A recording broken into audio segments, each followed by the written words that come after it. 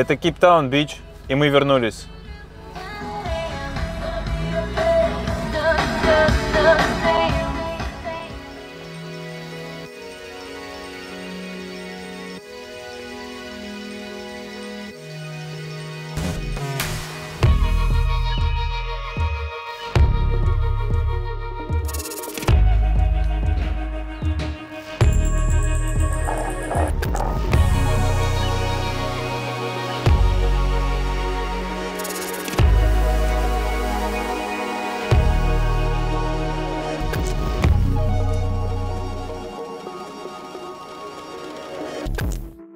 Кейптаун – многогранный и любимый город на краю света.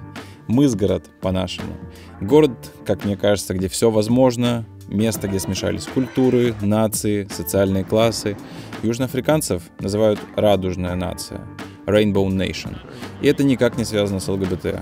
Хотя тут повсеместно ощущается свобода слова, желаний, да и вообще тут почти легалайз. Здесь есть особый кейптаунский вайб, который не передать словами. В 2023 году Кейптаун был признан лучшим городом для туризма на планете Земля по версии британского журнала Telegraph. Да и в целом он регулярно попадает в топ-10 самых красивых городов мира. У Кейптауна и области Западного Кейпа уникальное местоположение. Он находится на стыке двух океанов, Атлантического и Индийского.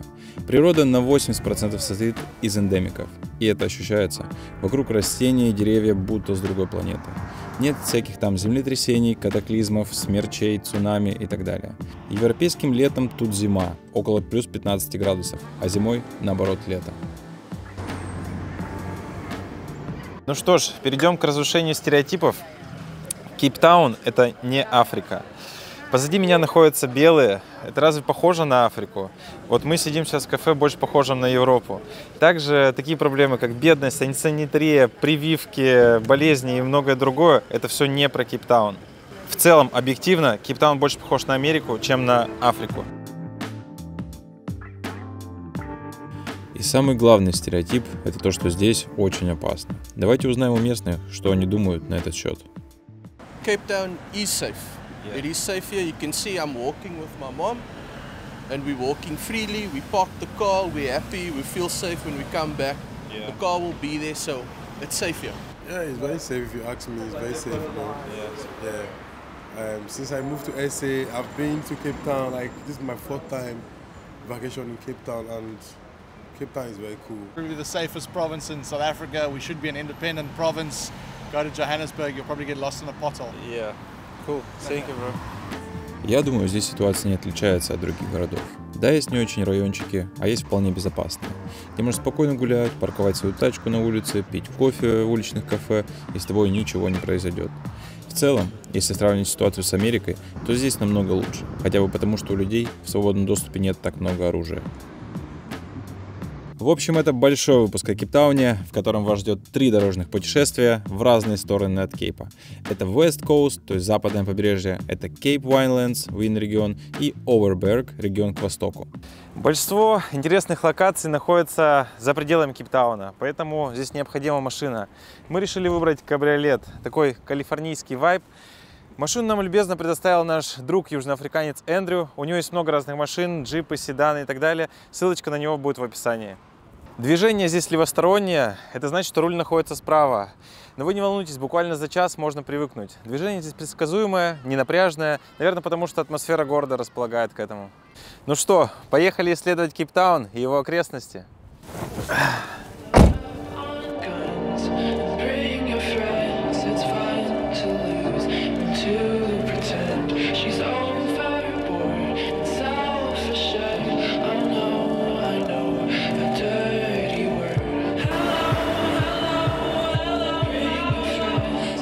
Давайте расскажем вам немного про дороги. Так, стоп. Мы же в Африке. Многие летят сюда, чтобы посмотреть на животных. Их тут реально очень много. Мы их даже встречали несколько раз вдоль дороги. Абсолютный лидер по популярности среди животных – это всеми любимые африканские пингвины. Да, в Африке, прямо рядом с Кейпом, живет целая колония пингвинов. Это вымирающий вид, их называют очковые. Я, честно говоря, не знаю почему, но также их называют и ослинные. И вот причина. Послушайте их крики.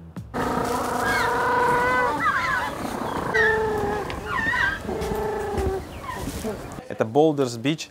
Больше 40 лет назад пингвины решили выбрать это место, чтобы здесь заселить свою колонию. Но здесь постоянно шумно, куча туристов, огороженная территория, дорогая стоимость билета. Поэтому мы находимся в секретном месте, которое не очень-то хочется раскрывать. Мы в 100 километрах от Кейптауна, и здесь пингвины спокойно ходят. Здесь нет охраны, не нужно покупать билет, нет толп туристов. Мы боимся раскрывать это место, потому что со временем, возможно, здесь станет так же, как там. Вообще нет ничего удивительного в существовании пингвинов у берегов Южной Африки. Ведь им нужны холодные течения и рыба, а рядом с Кейпом все это есть. Ну а погодка? Да, их не смущает летняя жара, ведь они уже приспособились. Вторая супертуристическая достопримечательность, в которую все стремятся попасть, это район цветных домиков. Место, которое упомянуто во всех рейтингах, да и если просто вбить в Инстаграм Кейптаун, то там будут сотни фоток отсюда.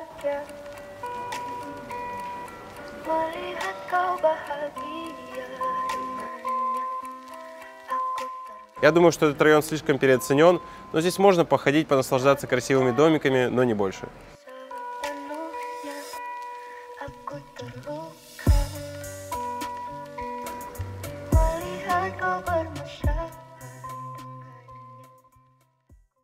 Вернемся к дорогам.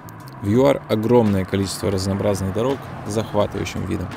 Они проходят через винодельни, горные массивы, вдоль океанов, но одна из них особо выделяется.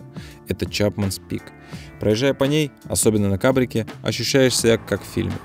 Часть дороги вырезана прямо в скале. Да что говорить, давайте просто полюбуемся на нее.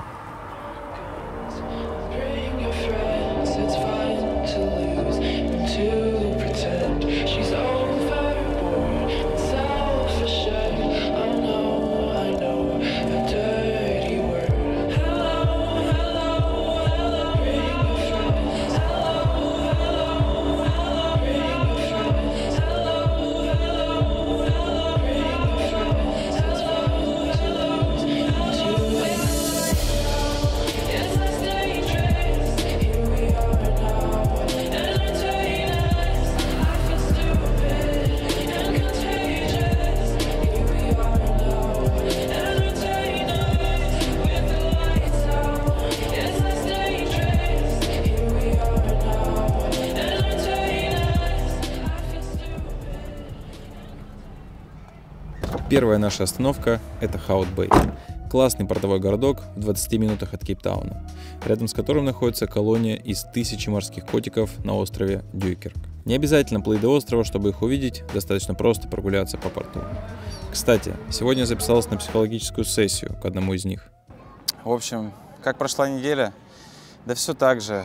До сих пор подписчики не оставляют комментарии. Немного просмотров набираем, но мы с Аней стараемся до сих пор. В общем, я думаю, что следующая неделя пройдет лучше. Можно чуть подальше? Дорогой психолог.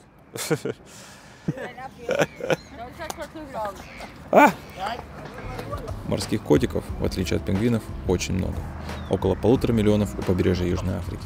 Называют их капскими, несмотря на то, что этот же вид обитает в Намибии и Австралии. В общем, за них можно не волноваться, их популяции ничего не угрожает. Да и видно, что чувствуют они себя здесь просто прекрасно.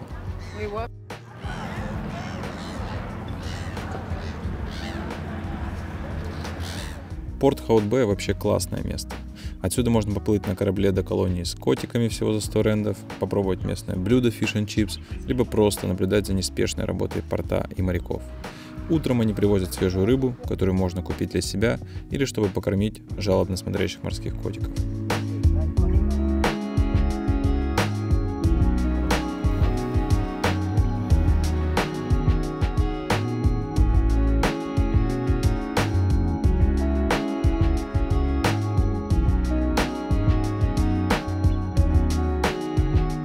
По дороге на мыс мы проезжаем через городок Скарборо. Это очень крутое место, в котором жители объединились и живут в заповедной зоне, соблюдая экологию и гармонию с природой, не используют уличный свет и так далее. тут мы мельком зацепим тот факт, что ЮАР имеет в своей истории английское вмешательство. И это заметно повсеместно. Вот, например, название этого городка чисто английское. Указатели, движения, да тут все говорят на английском языке. На другой части ЮАР даже есть город Лондон. К истории мы вернемся позже, а сейчас совет. Посмотрите в интернете, когда будет отлив, и приходите на пляж Скарборо с ведром, чтобы собрать мидии, а потом приготовить их в сливочном соусе. Это прям кайф, как вкусно.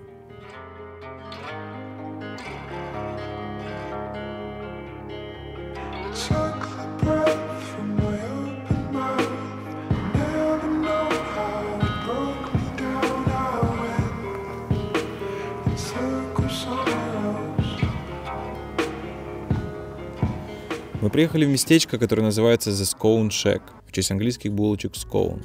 Это место будто из фильма про Алису в стране чудес. Здесь нет ничего нормального. Это крайняя точка перед условным концом света, где кто-то живет на постоянке. И это ферма нашего знакомого Карла. На территории находится причудливое кафе, повсюду ходят домашние животные, а люди с английскими корнями и туристы приезжают сюда пить чай с десертами.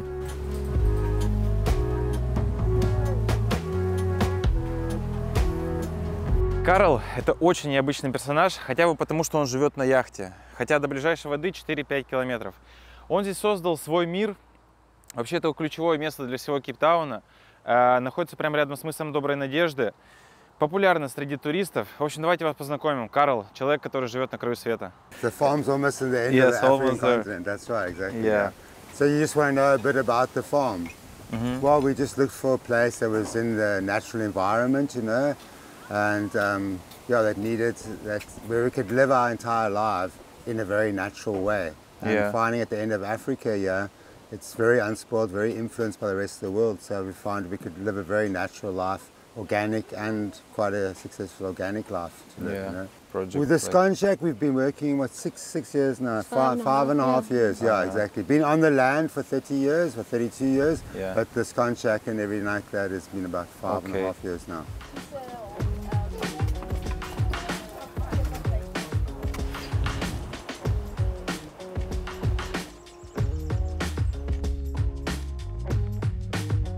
У Карла есть вот такие странные варианты проживания, о которых, кстати, никто не говорит и мало о них знают. Но с ним можно договориться всего лишь за 600 рендов, хотя здесь вообще комфорт и прям около мыса Доброй Надежды. Здесь есть вот такой классный гамак с прекрасным видом. Собственно, наш первый рум-тур. 600 рендов. Поехали.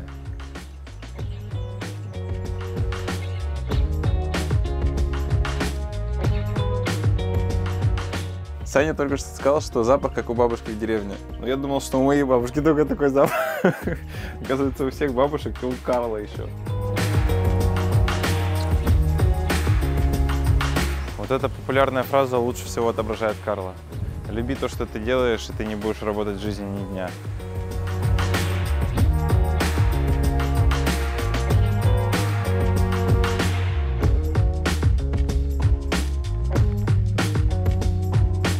Что за день сегодня? Первый рум-тур и первый обзор на еду.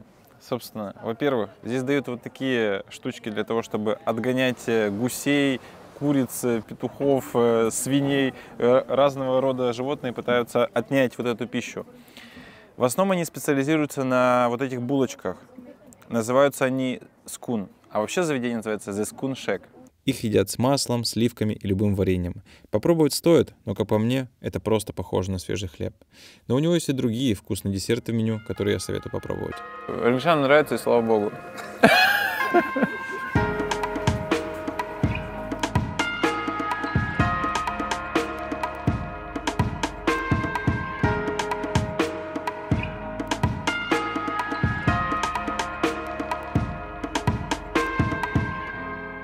Вот мы и приближаемся к знаменитому мысу Доброй Надежды. И здесь мы затронем историю ЮАР и ее португальские истоки. Вот еще одно сравнение с США, кстати. В то время все пытались найти Индию. Португалец Колумб сошел с пути в этих поисках и открыл Америку.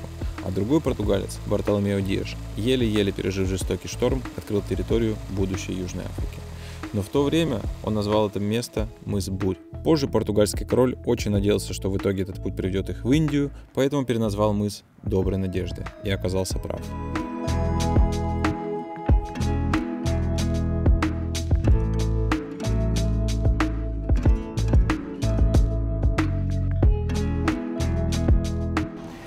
Вот он позади меня, мыс Доброй Надежды. Место, которое манит людей со всего мира для того, чтобы сделать фотографии и показать: смотри, я отстоял очередь на самой юго-западной точке мира.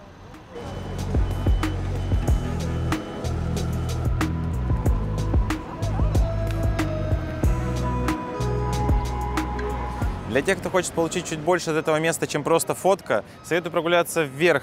И через 20-30 минут вы увидите потрясающий пляж Диас.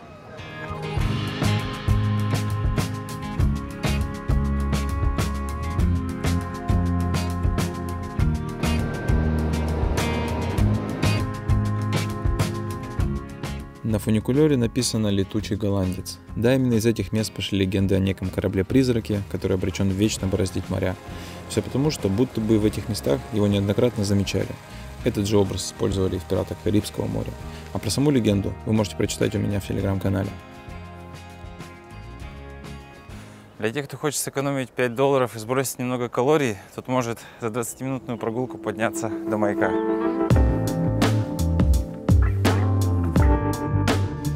Пару столетий назад были обнаружены айсберги около мыса, поэтому было решено построить маяк. За 7 трудных лет построили, причем самый мощный на то время, но выбрали неудачное местоположение. Маяк каждую ночь был в густом тумане, то есть был бесполезен. Тем не менее, он проработал полвека и обрек на гибель сотни мореплавателей.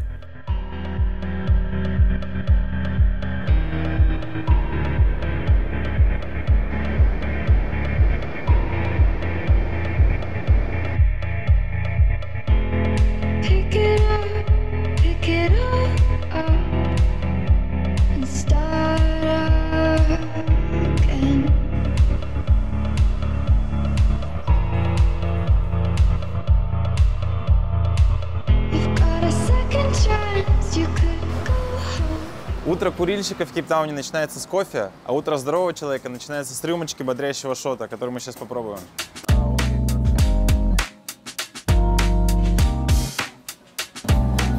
В общем, ребята, это имбирный шот.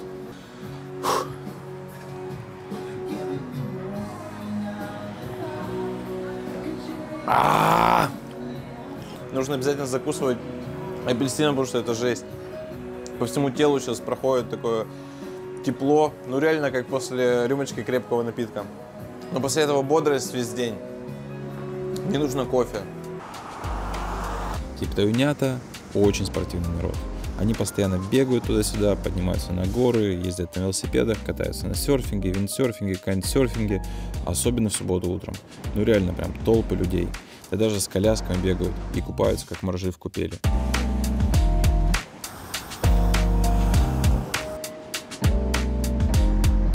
Чувствуется, что население заботится о своем здоровье. Здесь много полезных продуктов, немало людей запариваются на тему экологии и осознанности, а продуктовые магазины по ассортименту на уровне одних из лучших во всем мире.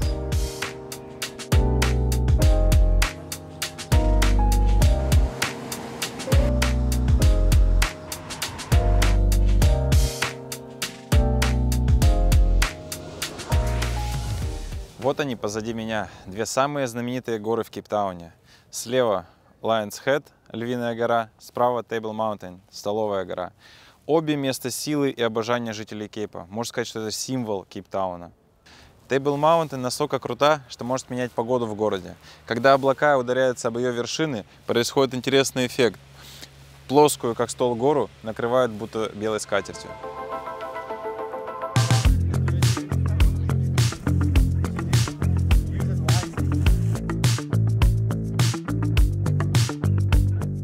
Ох, как круто вот так с утречка полетать на параплане над Кейпом. Также одна из самых популярных спортивных активностей в Кейптауне – это хайкинг.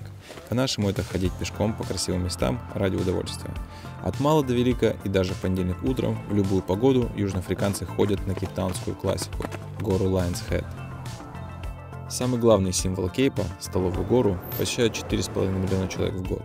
Да, наверху красиво, но мы не будем подниматься на вершину, так как это слишком популярное место, в которое к тому же приходится стоять в очереди на фуникулер, иногда в мучительно долгой, поэтому рекомендуем приходить заранее.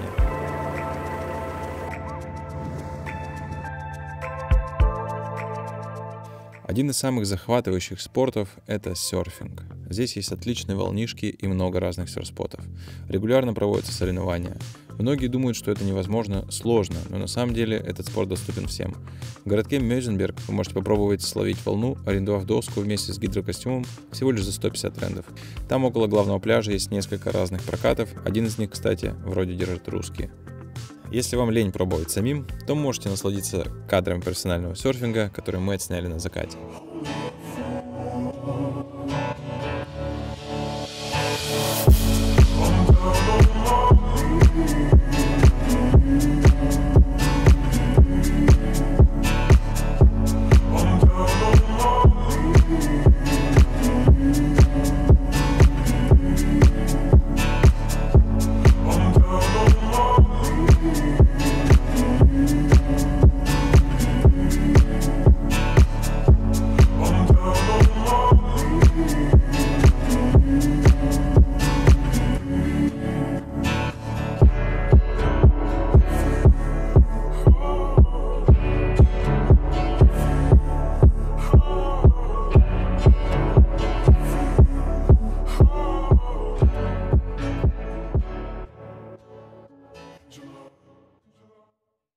Мы находимся на прекрасной локации около океана. Сейчас мы возьмем кофеечку. Вы принимаете карты российские? Нет, да? А вы принимаете криптовалюту? Тоже нет. Как же я возьму кофе?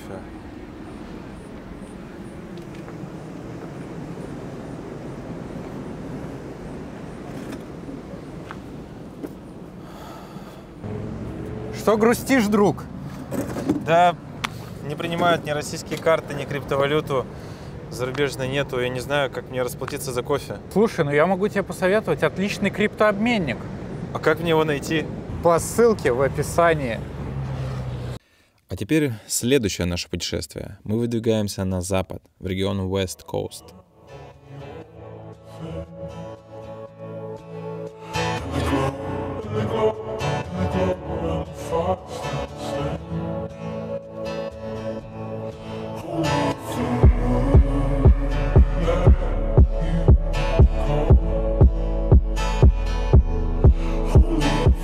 Для тех, кто по каким-либо причинам не может попасть в Грецию, но очень хочет, мы нашли для вас локацию в ЮАР. Это городок называется Миконос. И здесь вы можете гулять среди греческих улочек, пробовать внизу средиземноморскую кухню. Тут кошки даже гуляют, прям как в Греции атмосфера.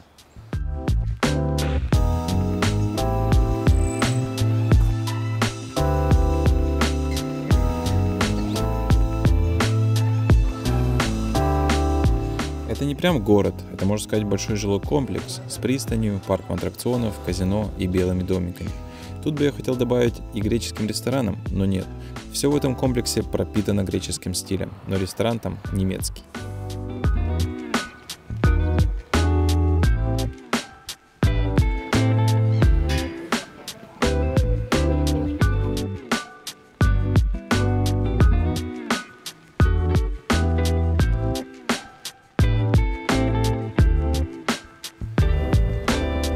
Вторая остановка на нашем маршруте – Патерностер.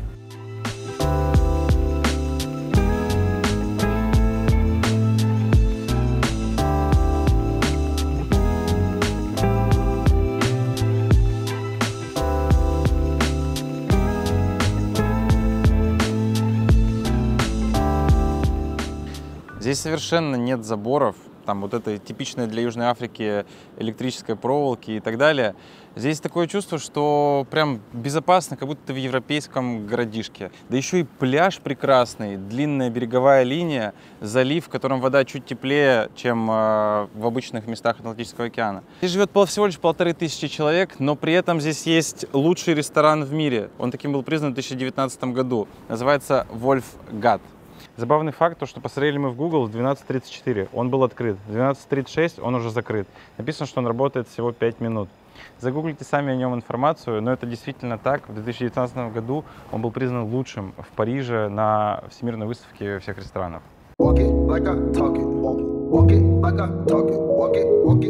Когда-то это была маленькая рыбацкая деревушка, но сейчас здесь началась активная застройка. И все в одном белом стиле. Люди верят, что у этого городка большой туристический потенциал. Хотя мы разговорились с местным владельцем кафешки, и он сказал, что уже несколько лет все только надеются, а туристы так и не едут. Ради чего сюда реально стоит приехать, так это для покупки лобстеров или омаров. Местные по всему городу предлагают купить их живыми всего за $3 за штуку. Но рестораны их не подают, так как сейчас не сезон и по идее ловля запрещена. Но это не смущает частных ловцов. Несмотря на то, что мы в Южной Африке, почти все, кого я сейчас вижу, в шапках.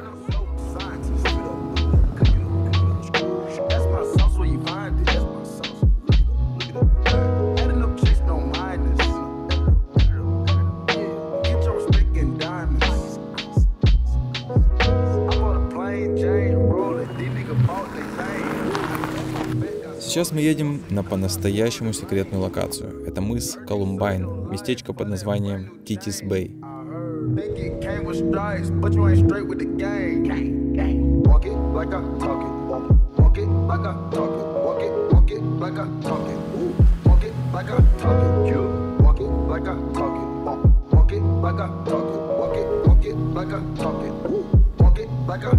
Единственное место, из которых я знаю, где можно остановиться прямо около океана, то есть вот буквально несколько шагов. Ловите готовую идею для отдыха.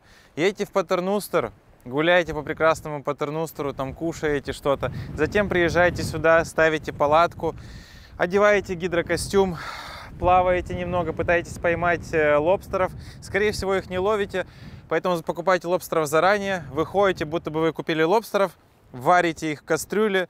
Кемпинг, костер, красота.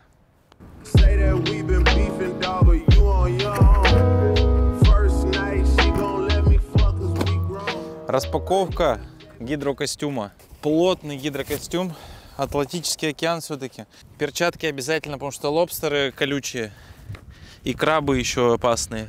Гель для душа. Сейчас объясню, зачем он. Маска, утяжелители. Вазелин. Самая главная штука здесь. Значит, что мы сейчас делаем? Это задняя часть гидрокостюма.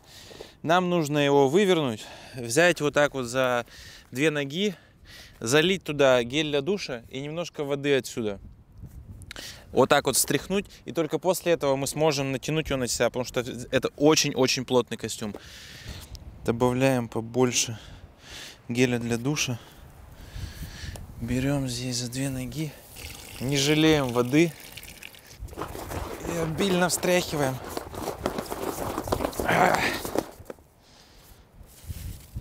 Все можно надевать. Готово.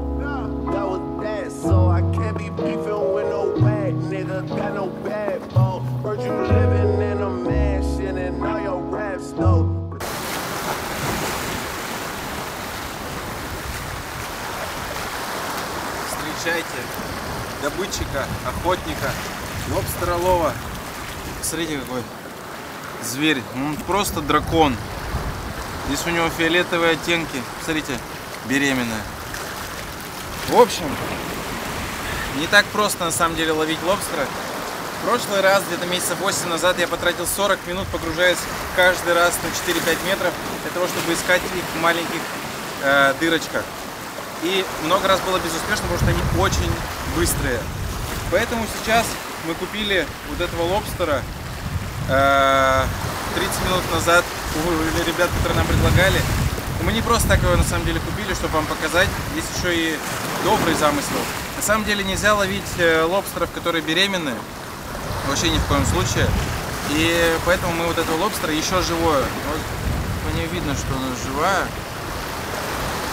Она двигается. Сейчас мы ее отпустим и покажем, как она уплывет.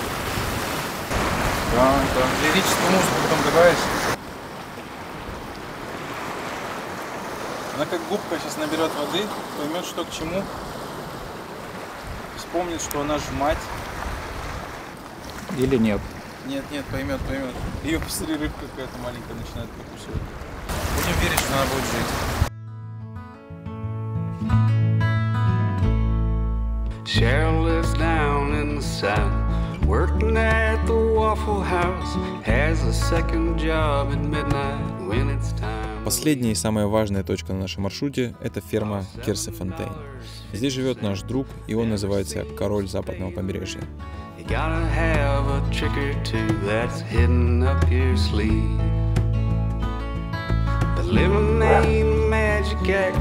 days are long and that's a fact.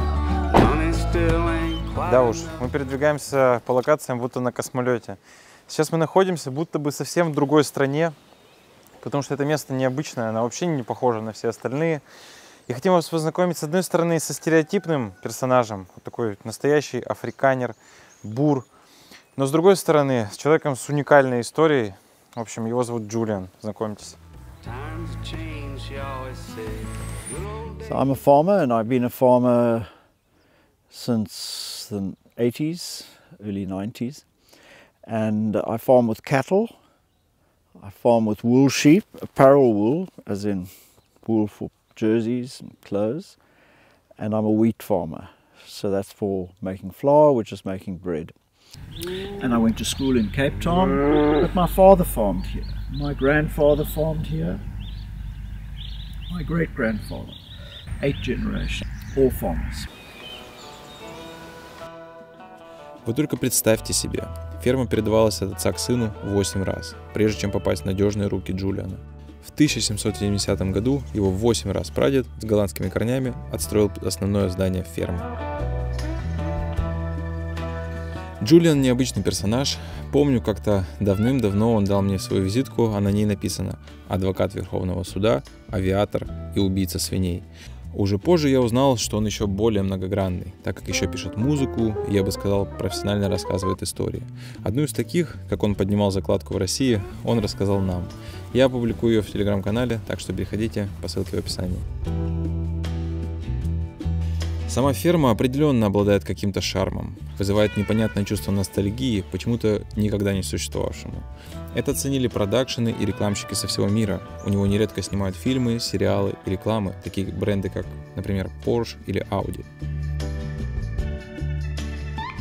В доме ходишь будто по музею. Где-то висят ружья, оригинальные документы Англобурской войны, медали, фотографии и особое внимание выделено книге, которую подарила церковь Стелленбоша его 8 раз прадеду, чтобы сказать спасибо за донат на постройку одного из залов.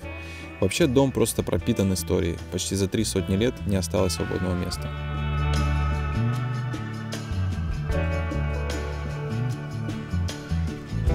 Помимо фермерства, страсть Джулиана – это все, что связано с авиацией. Он такой фанат, что даже открыл рядом со своим домом бар, буквально в 50 метрах. Бар, посвященный авиации и себе. Его друзья со всего мира дарят ему разного рода редкие находки, и его коллекция растет.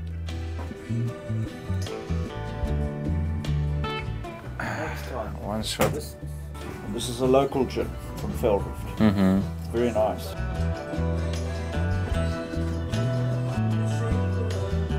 East German airline. The daughter gave me the cap from her father, who was a pilot for an East German airline. В общем, мы гоним на закат. Джулиан хочет нам показать свою ферму. Говорит, что собаки всегда должны гнать вместе с нами. В общем, let's go.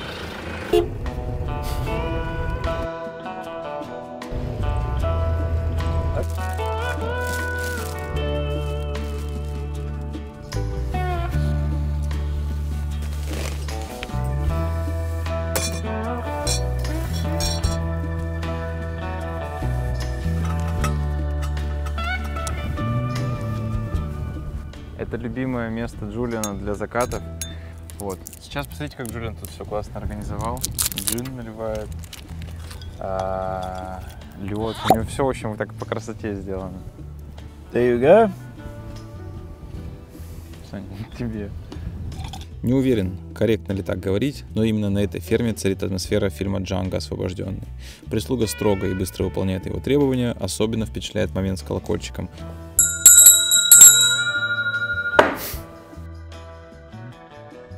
So hulle is besig om te film, kom net in en lyk asof jy deel is om iets te doen. Ek praat met jou. Кстати, местные африканеры, такие как Джулиан, своим родным языком считают африканс, а не английский. Это один из диалектов голландского языка. Собственно, все, мы будем наслаждаться ужином, больше не будем снимать, потому что Джулиан не очень доволен тем, что мы рушим атмосферу.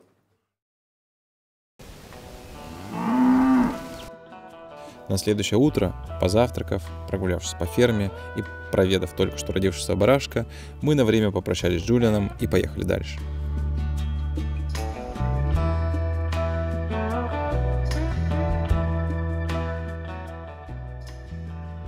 Мы находимся рядом с пляжем Кэмпс-Бэй и потрясающим видом на 12 апостолов. Это идеальное место, чтобы поговорить о самом важном.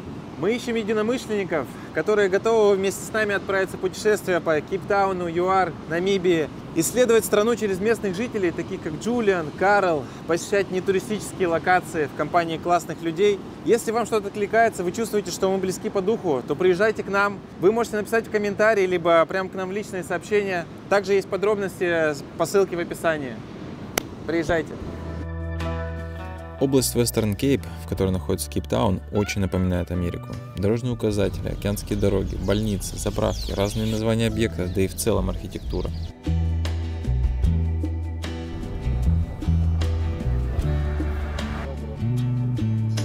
Да, у нас есть даже своя Филадельфия.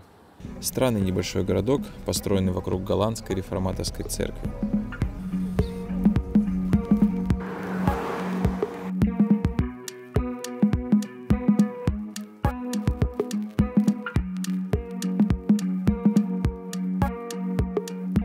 Так же, как и в Америке, города застроены одноэтажными жилыми постройками, да и люди. Культура Burning Man, например, также популярна и здесь. В окрестностях Кейптауна в апреле проводят Africa Burn. Событие, которое не описать словами и даже не передать на видео. Там надо просто быть, чтобы его понять. И еще очень много совпадений. Те же бомжи, снующие туда-сюда, постоянные съемки сериалов, фильмов на улице и так далее. Центр города вообще напоминает Нью-Йорк, не хватает только желтых такси. Даже обклейка машин пожарных тоже напоминает США. Вот мы наблюдали, как они работают во время пожара.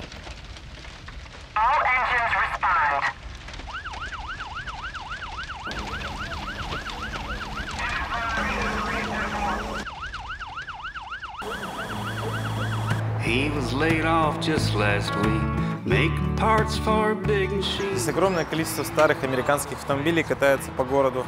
Их можно взять у частных коллекционеров для съемок, например, или для того, чтобы самим с кайфом прокатиться вдоль океана. Lately he don't sleep too well, holding down a darkness that he's never felt before. But some nights when it's getting late, the diner by... Почему так вышло? Наверное, потому что история США немного напоминает ЮАР. Открыли португальцы, затем колониальная история, связанная с голландцами, которые основали там Нью-Йорк, а тут Кейптаун. Затем и там в игру вступили англичане, навязав свои законы и язык, а также розетки, бесячие раздельные краны и многое другое, по сути, сформировав облик стран.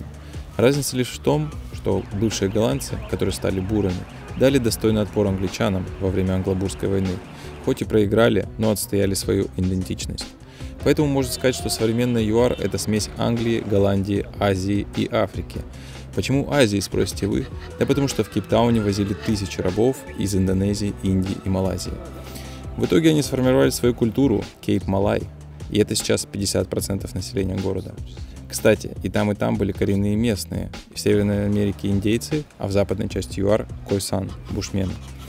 Они даже внешне слегка похожи. Да и в борьбе за права американских чернокожих в 20 веке есть отголоски ситуации с апартеидом. Новейшая история ЮАР связана с личностью Нельсона Манделы. Да, это тот самый, который был революционером, затем отсидел 27 лет в тюрьме, стал президентом и сверг режим апартеида. Личность очень неоднозначная, часть его ненавидит, часть его обожает. Также он из племени Коса, который мы были полгода назад и сняли оттуда выпуск. Можете посмотреть. Апартеид – режим, в котором происходит деление людей по расовому признаку. Черные и цветные относительно белых были во многом унижены и почти не имели гражданских прав. Запреты на посещение белых районов и повсеместное разделение. Например, черным нельзя было посещать пляжи белых. Но иногда было не определить, где черный, а где цветной.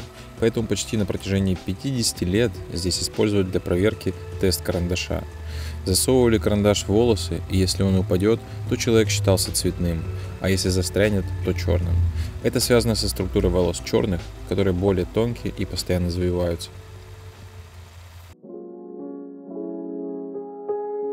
Следующее наше путешествие лежит в Cape Winelands, или попросту винный регион.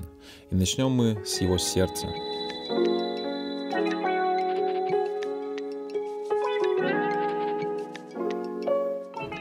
Не знаю, как описать то место, где мы находимся. Мы окружены горами, окружены винными фермами. Даже захотелось как-то приодеться, машинку новую взять. В общем, это прекрасное место, не знаю, может, это филиал Франции назвать. Мы находимся в городочке Стелленбош. Здесь же находится крупнейший университет вообще во всей Африке. Один из самых престижных в мире. Давайте прогуляемся по улочкам Стелленбоша вместе с нами.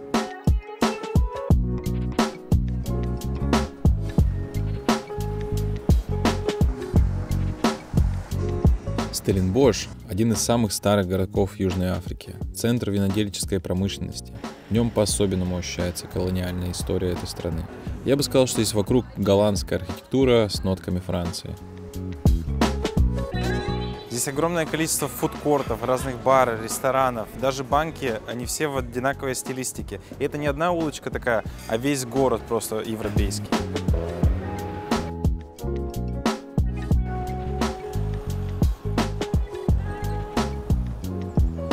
Однажды, побывав в Стелленбоше, в него влюбляются все. Старшее поколение здесь может неспешно сидеть в ресторанах, попивая вино, кушая сыр.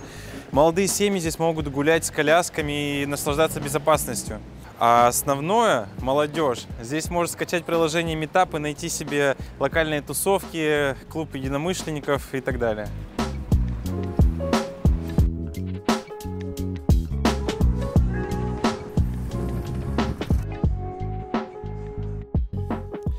Если будете в Стелленбоше, то советую прогуляться по территории университета, который занимает почти весь центр. Там атмосфера, как в американских фильмах. Парни и девушки разделены по кампусам. Вроде это просто общежитие, но посмотрите на их названия. Гармония, Минерва. Складывается впечатление, что это не название общак, а какие-то дома благородных девиц. Парни тоже создают объединения, наполняя их каким-то смыслом. Что-то типа братства. Неожиданный факт. В декабре 2014 года специалисты университета провели первую успешную трансплантацию пениса на 21-летнем мужчине. Понимаете просто уровень образовательного учреждения? Кстати, вокруг и в самом Стелленбоше постоянно проводятся музыкальные фестивали, маркеты и другие события. Здесь вообще жизнь кипит. Кто-то зубрит учебники, другие готовятся тусить, третьи занимаются спортом.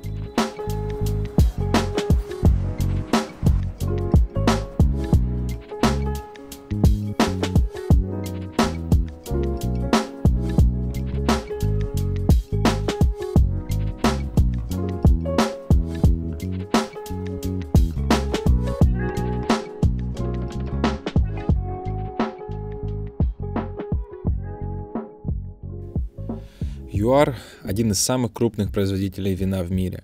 Именно из этого региона экспортируется 95% вина. Его даже сравнивают с Бордо. Тут погодные условия слегка лучше, чем в Кейптауне, температура более стабильная и теплая, что обеспечивает хороший вкус вина. Советую неспешно разъезжать среди виноградников и посещать разные фермы, дегустировать, наслаждаться атмосферой, ведь каждая винодельня выделяется по-своему, и даже если вы не пьете, то вам все равно будет интересно. Наш фаворит – это винодельня Babylon Storen, одна из самых старых голландских ферм провинции Западный Кейп. Вообще, многие фермы стараются создать некую элегантно-деревенскую атмосферу с разными домашними животными, садами и парками, но это безусловный лидер со своей философией. Винная ферма – это не только про вино. Здесь также продают фермерские товары собственного производства, мясо, молочные продукты, сыры, колбасы и даже обжаривают кофе.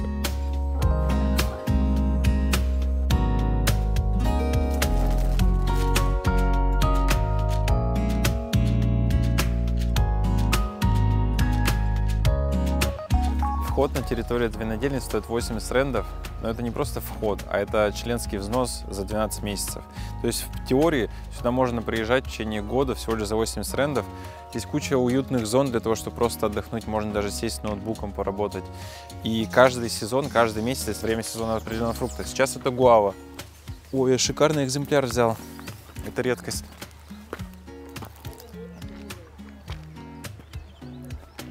Реально созревшая, очень вкусная.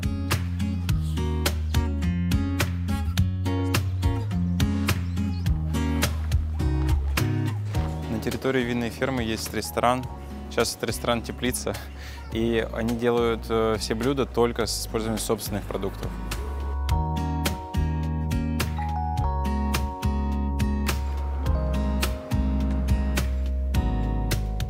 Это винодельня номер 1, потому что здесь все сделано на высшем уровне и с умом.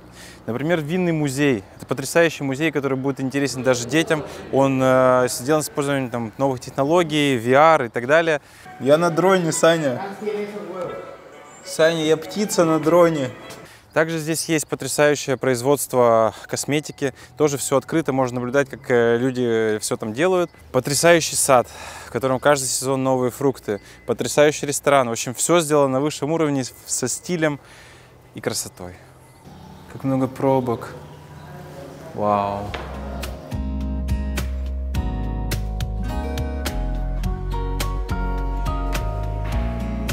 Здесь такой интерактивчик. Можно понюхать. И затем определить, что это был за вкус. По мне кажется, это был персик.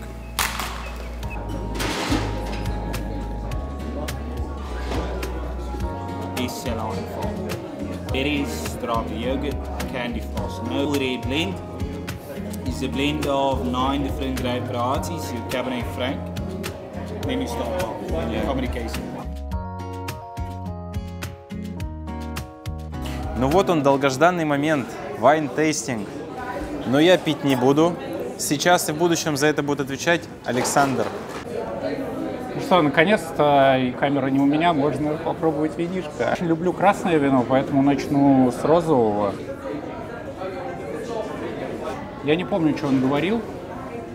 Это мне и не нужно уже знать, на самом деле. Пробуем белое. Отлично. Переходим к красному вину. Как я и сказал, я его не очень люблю, но попробуем. Возможно, мое отношение к нему поменяется сегодня. Вот, как по мне, все красное вино, оно мне напоминает вот это Изабелла в пакетах, знаешь, когда ты на даче... В Геленджике какие нотки раскрываются? Ну, таких, знаешь, уже меньше снимать хочется. Благодарим Александра. Прекрасный обзор на вино. Это одна из самых старейшин виноделин в Южной Африке. Она была основана в 1692 году. И Саня, ты куда пошел? Саня, нам же еще снимать нужно.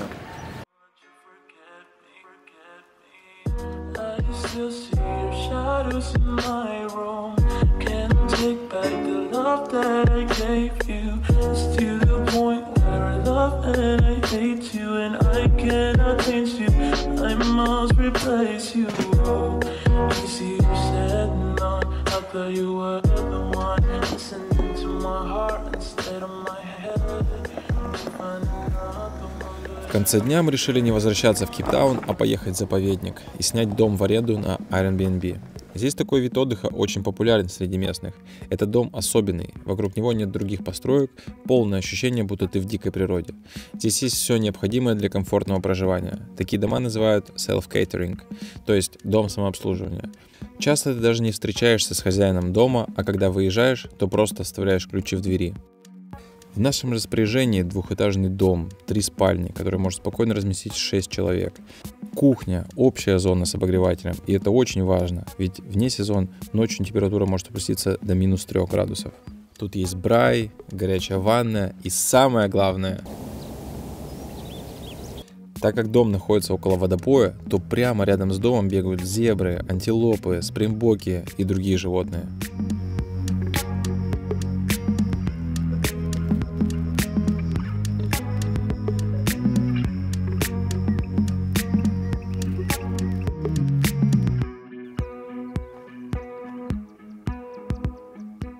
Блин, как кайфово лежать в горячей ванне и наблюдать за зебрами, спрингбоками, дикими лисами какими-то, птичками. Потрясающая атмосфера.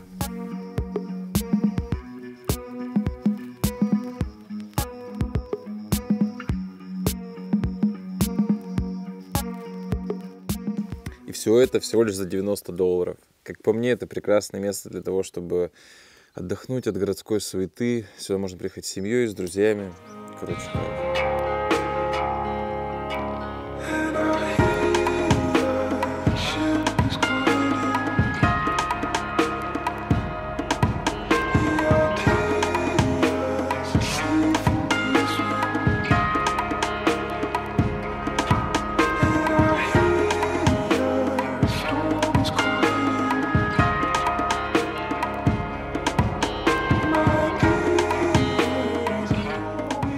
Помимо такого варианта отдыха на природе, есть еще и активная городская жизнь.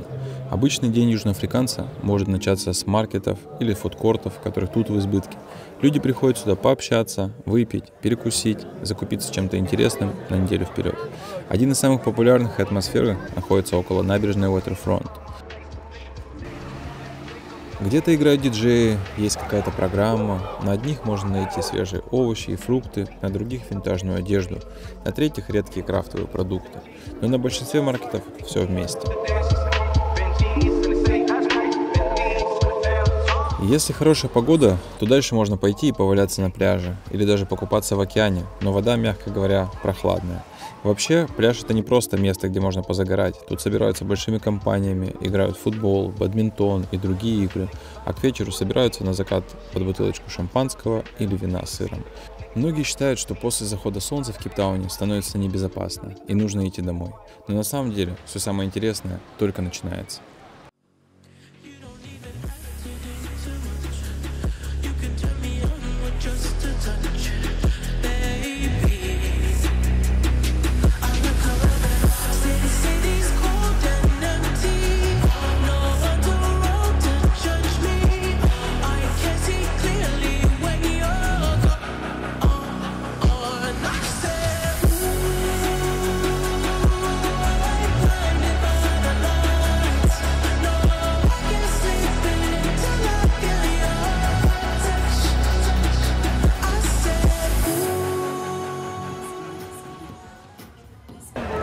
Ну что, вы, наверное, не так представляли себе Кейптаун после заката. Добро пожаловать!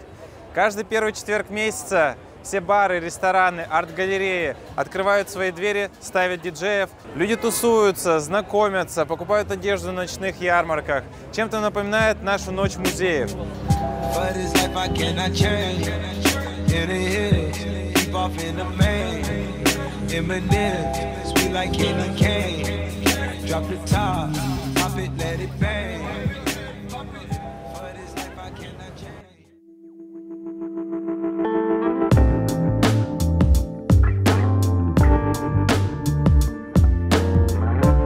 Сегодня мы выезжаем в наше последнее путешествие – регион Оверберг. Начинается оно с дороги Кларенс-Драйв, которая стартует от городочка Гордонс-Бэй. Это, кстати, один из самых теплых заливов в окрестностях Кейпа, и периодически там можно наблюдать китов.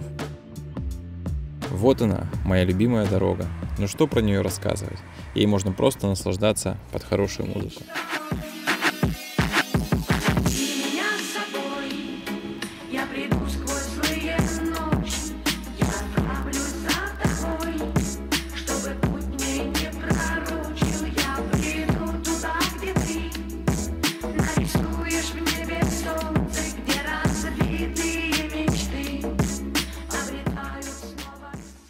Мы приехали в заповедник Карнелл-Скуп к нашей знакомой Шане. Она и ее коллеги занимаются тем, что забирают животных из плохих и безответственных человеческих рук и предоставляют им второй шанс на жизнь. My name is Shanae. I've been working here for almost 7 years and I deal with the animals. So that means feeding of the animals, cleaning, exercising, giving enrichment, telling people about the animals, why they're here, what they do, all of that. Также заповедник иногда работает с продакшенами, и некоторые животные снимаются в кино, сериалах, рекламах.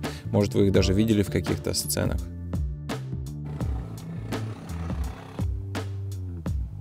У них содержится много разных животных, и каждый со своей историей. Шане чувствует их настроение и позволяет с некоторыми из них вступить в контакт. Вот он, самый быстрый хищник на планете.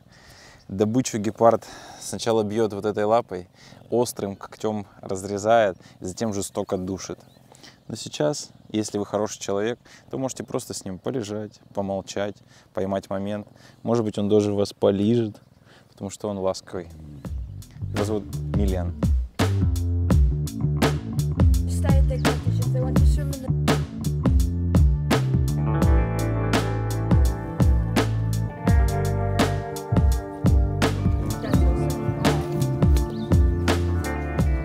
Для меня номер один вот этот дикобраз альбинос. Он слепой, и иногда у него не очень хорошее настроение, но сегодня он рад нашей встрече. Посмотрите на эти уши. Это что? Это реально человеческие уши, и он любит массаж мочек.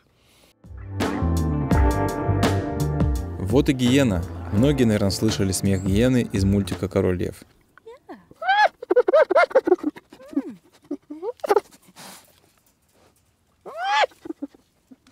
К львам нельзя пройти и потрогать их, точнее можно, но лучше не нужно. Их величественным видом лучше наслаждаться со стороны.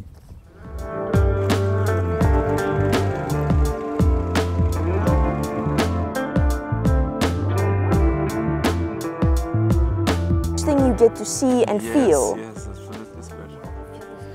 Ох, Шанель любит креативно исследовать животных со всех сторон. Вот, например, она показывает нам, что же прячется под перьями у страуса. So when they're hot, they open the feathers and they expose this so they can cool down.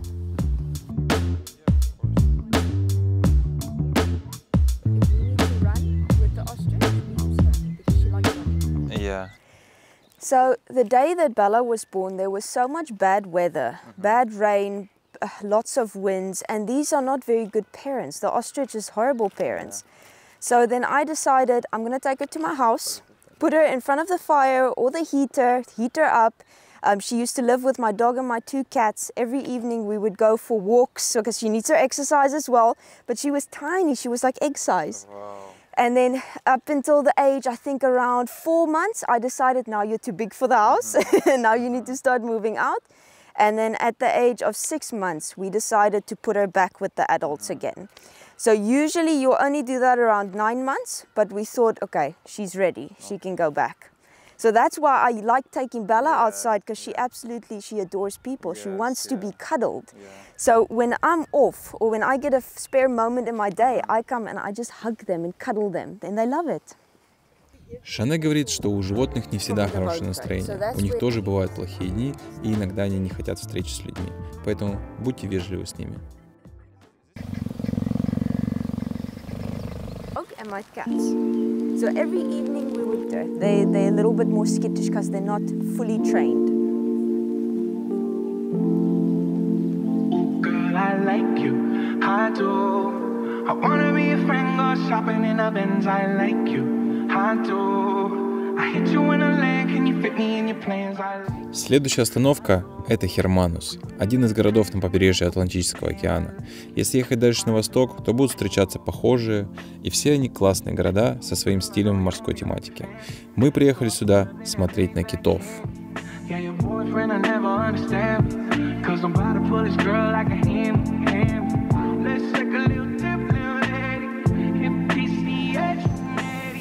На протяжении всего побережья Вьюара можно наблюдать китов, но есть особое место и время.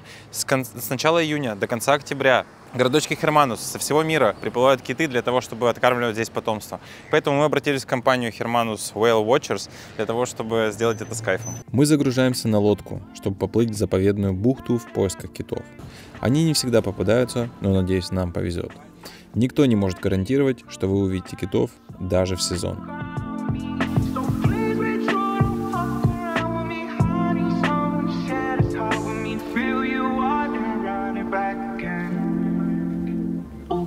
I like you, I do. I wanna be a friend, go shopping in a Benz. I like you, I do. I hit you in a leg, can you fit me in your plans? I like you, I do.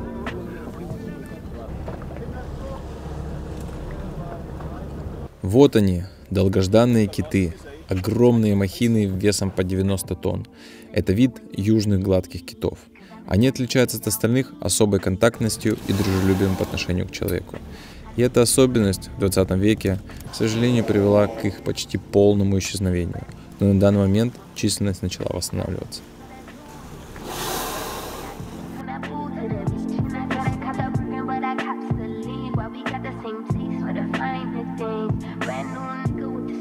Нам очень повезло, что киты подплыли так близко, а один из них даже выпрыгнул из воды. Вообще киты – удивительное создание, будто морские динозавры. Кстати, мне всегда было интересно, что это за белые пятна на их теле. Оказывается, их называют мозоли, и их создают миллионы мельчайших белых китовых вшей. Не волнуйтесь, они не причиняют им вреда.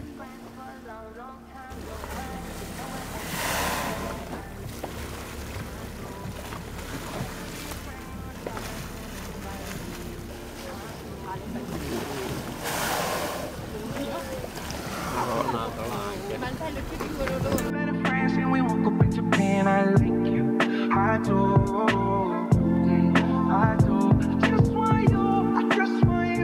Ханспай. Когда-то это был процветающий и хайповый городок, в который стремились экстремалы со всего мира, дабы попробовать дайвинг вот в этой клетке с великой и опасной белой акулой, хищником номер 1. До сих пор это возможно, но за последние 5 лет ситуация изменилась. Акул стало значительно меньше, ведь в это место приплыли настоящие киллеры – касатки. Весь научный мир наблюдает за этим поединком. И, как ни странно, все волнуются за белых акул. Ведь они и так на грани исчезновения. А беспощадные касатки могут за несколько дней выгрызть печень аж 17 особям. Посмотрим, к чему это приведет. Белые акулы как вид существуют уже более 400 миллионов лет, и я думаю, в этот раз не сдадутся без боя.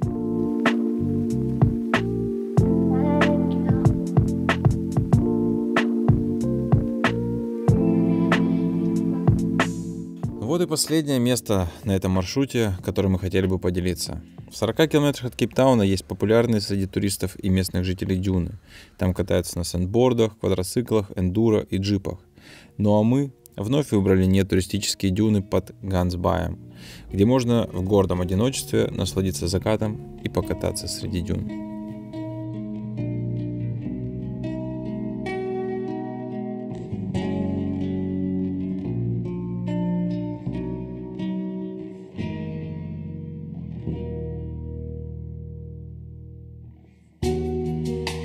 The cards as a meditation, and those he plays never suspect.